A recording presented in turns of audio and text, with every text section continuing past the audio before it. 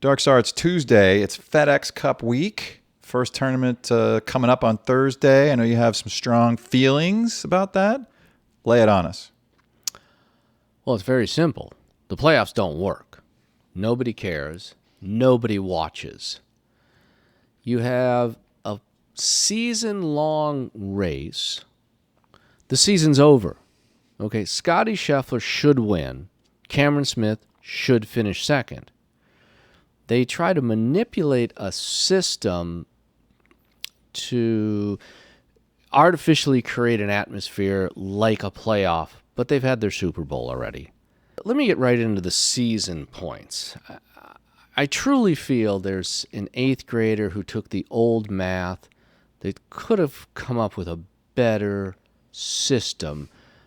Let's be honest. It doesn't matter what tournament you play in to accumulate points. There's no strength of field.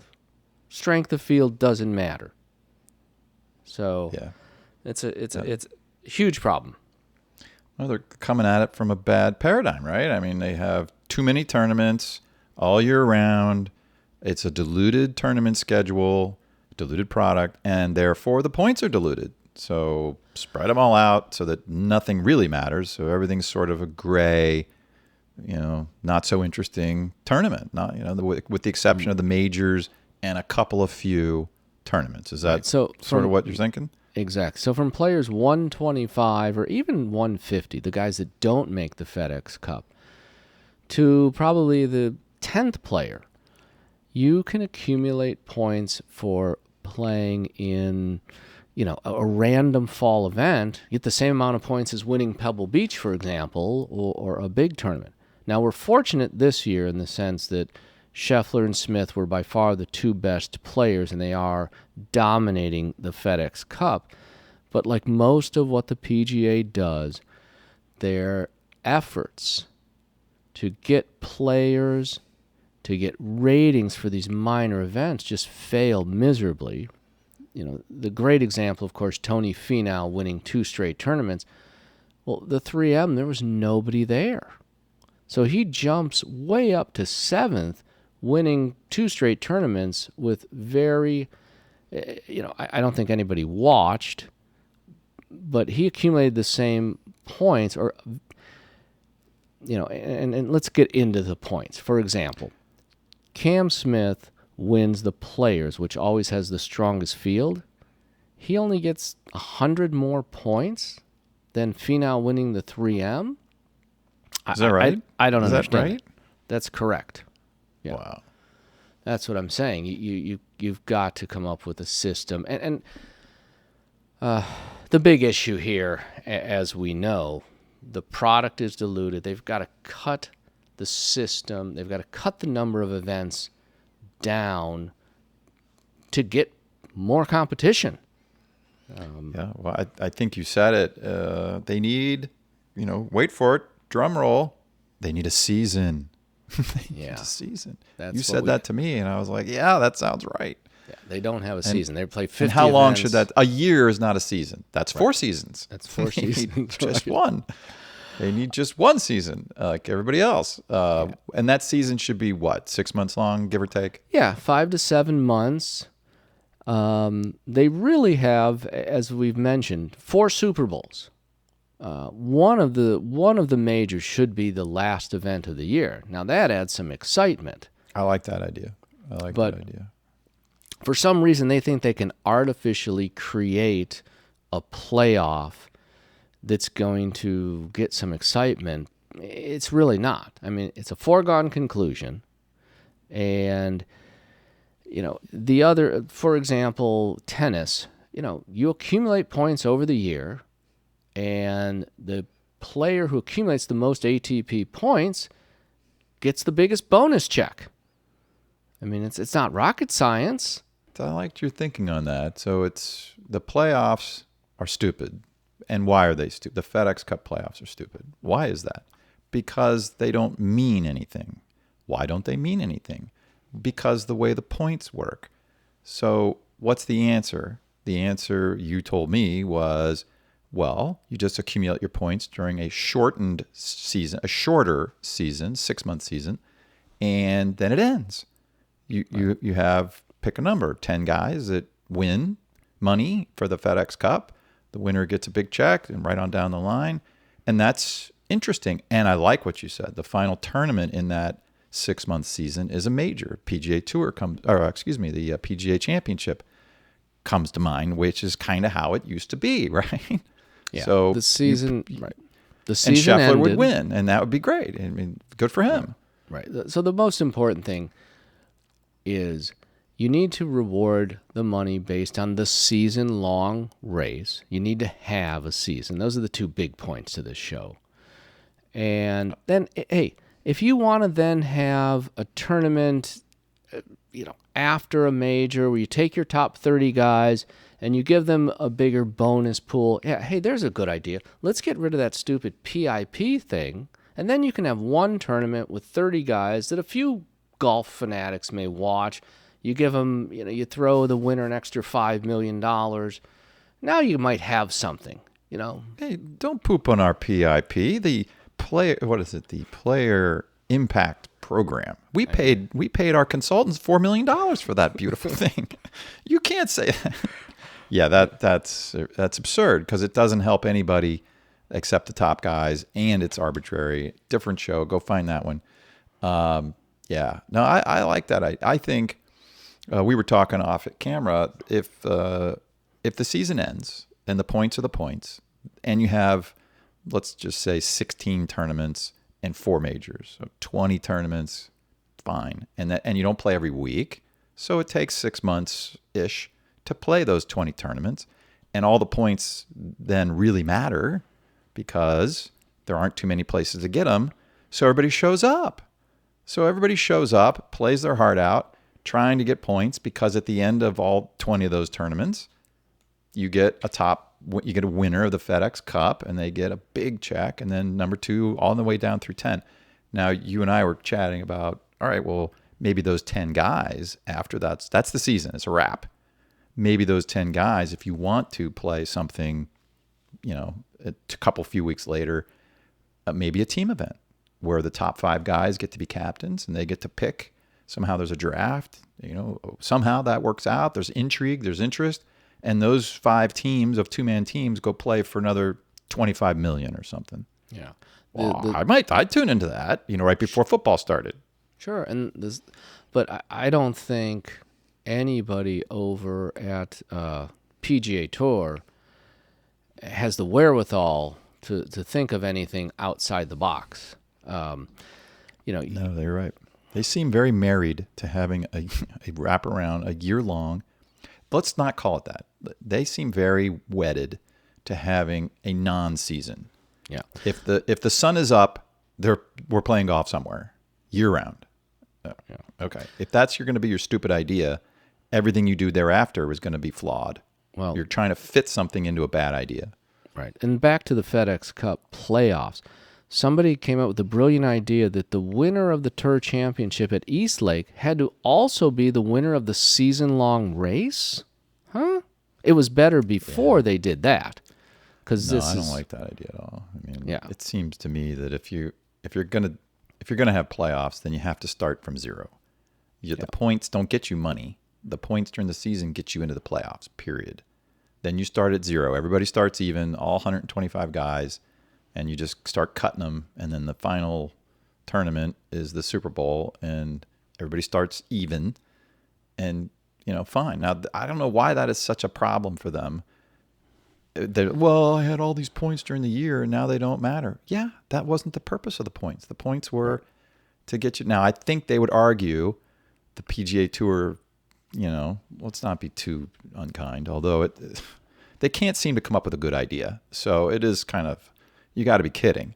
They would argue that, well, no, if we did that, if the points don't work in the playoffs, if you start over, then it just makes our stars not want to show up at even fewer events. So, and I guess I would go back to what we said a few minutes ago, right? It's, you starting out with a diluted year-around product, and everything you do after that is going to be flawed because the whole foundation is flawed. It's broken. You're trying to build a building on top of something that's not stable. It's a bad idea to start with. the big issue is you're trying to have a playoff system like a team sport where you have an individual sport with, like I said, 4 different majors. In a team sport, somebody gets hurt, well, you replace them. You got 22 guys on a starting lineup of a football team, and you play a regular season to jockey for position to win one game where you are eliminating people. In golf, you can't play, let's be honest, you can't play 24, 25 straight weeks. Most of the best players only play in 16 to 20 tournaments spread out literally over a year. This is an individual playing an individual sport. And so a playoff system like that really doesn't work. Getting back to the points throughout the year on an accumulated basis, I wouldn't mind if they accumulated, if maybe you took your top 15 events or you took some type of average, but to just have a guy grind out and play in 30 events and accumulate points doesn't make sense, especially if you're going to sort of a team sport playoff. The main reason there, of course, if you're in the NFL and you only count wins and one team plays 20 games and the other team goes 10-0, but the other team goes 15-5, and the team that won 15 games is 5 games ahead or in the playoffs because they played more games, that doesn't make sense either. I'd also like to ask your opinion as a medical physician. Maybe that's redundant. As a physician, how many? I mean, this is why I fundamentally put context here. So I think that a 52-week season is a stupid idea. I don't think that's your business model. So if you did that, then you're broken right away. Okay. And here's why I say that, among lots of other reasons. But point number 1, how many weeks can a player play for real, including practice and life? What's your opinion? Well, you're going to only be able to play at your best physically for 2-3 weeks in a row, depending on the weather. Your body's going to be able to take, in a PGA grinding season, probably top 6 to 8 months, and then the older you get, the shorter that becomes, and you're not playing every week, obviously. They really need, if you're going to improve, you need a true off season to take time off, to physically recuperate. That's what really people don't understand. A lot of these guys are going out there and not playing at their best week in and week out. Obviously, it's the Brooks Koepka model. I'm only grinding for the majors. And that's certainly what he did. He showed up at the other events not even thinking about winning. It was pure practice. So the simple answer to your question is you can play 2 to 3 weeks max if you're in your 20s at your best. Then how many weeks would you say you need off after, let's say, 3 weeks? I'm 25. I'm still, got all the hormones firing. You're just past your physical peak, which is what, about 22? For 22 to 25, you're probably at your best at 18. Well, yeah, I'm talking about physical peak. But physically, you're still, if you're working out, you're still peaking to your 25, let's say. All right, so I played for 3 weeks. Now my body is literally my joints, tendons, ligaments, not just the muscles, really, the joints. The connective tissue is bruised and needs rest. What do I need? How many days in a row do I need to not swing a golf club and impact the ground and all that? If you're in good shape, you only need to take a couple days off.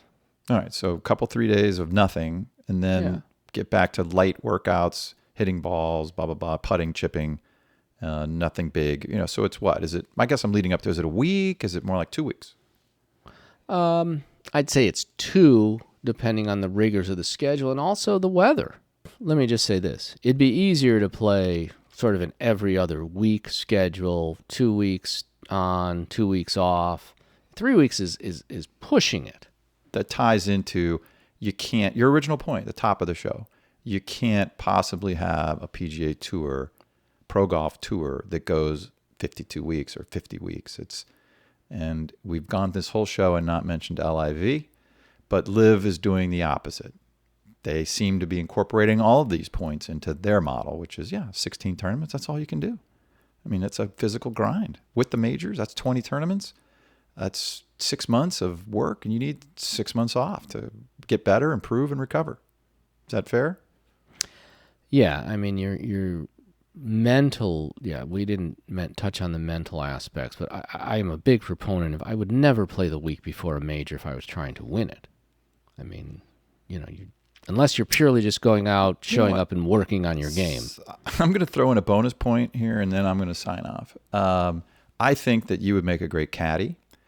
You did caddy for me in one event not long ago, and I thought that was great. It helped a lot. And the caddy can't. If the caddy is playing the week before with you, he's not getting ready for the major, right? He's not out there doing the extra work. He only gets 10%. Right.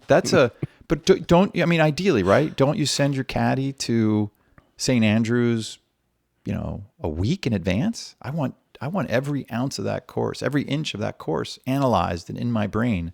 Take video, take notes, obviously, draw maps. We're going to meet. We're going to have meetings let's get real. The NFL guys spend a lot of time watching video in a dark room, talking about it. I mean, and baseball players watch pitchers. I mean, the physical side is half of it, and the mental side is the other half. But so my point was, if you're playing the week before, your caddy's the one who's getting just as short a draw as you are, because he can't then go do the work that he wants to do, getting the course mapped out, every inch of it. Is that fair? Right. I think that's fair.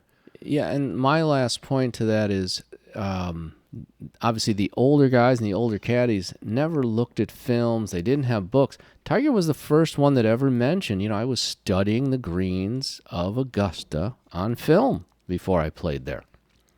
He watched all the broadcasts over and over again, I want to say.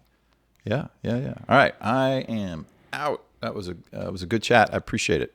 All right, Dark Star out. That's all for this video. For Dr. Darkstar and me, thanks for watching. This is a show about finding logical conclusions, and we appreciate you coming along with us. We'll be adding episodes as fast as we can. There's certainly no shortage of things going on in this world.